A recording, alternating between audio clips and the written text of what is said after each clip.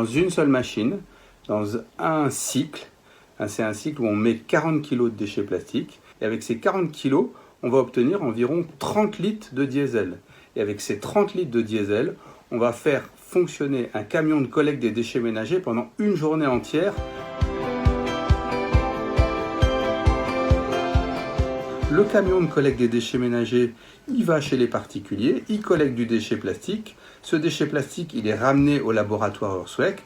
Earthwake le transforme en diesel et ce diesel retourne dans ce même camion poubelle. On est vraiment dans une illustration parfaite de l'économie circulaire. La pyrolyse, c'est un procédé qui existe depuis longtemps, qui consiste à chauffer le plastique à 450 degrés sans oxygène. On casse les molécules de plastique et le plastique revient à son état d'origine qui est le pétrole. Le gaz émis par ce processus de pyrolyse, on va le récupérer pour faire fonctionner la machine. Ce qui veut dire qu'elle est autonome en énergie. On n'a pas besoin d'aller chercher de l'énergie à l'extérieur, parce qu'il est produit par la pyrolyse elle-même.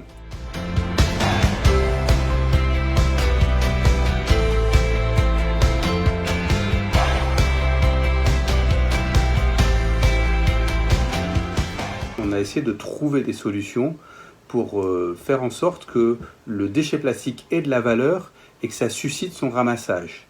Et nous, notre ambition, c'est de contribuer d'une façon très pratique, très concrète, à éliminer une partie de ces déchets plastiques sur la Terre avant qu'ils ne rejoignent la mer.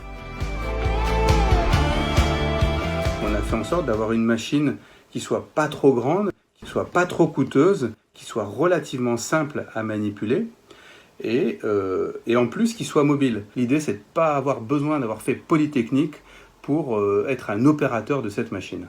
Nous, on veut vendre cette machine autour de 50 000 euros. Évidemment que 50 000 euros, c'est 10 fois moins important que des équipements industriels qui valent des millions d'euros. Mais pour une communauté, pour un quartier, pour une petite ville en Afrique ou en Asie, ça reste une somme relativement importante.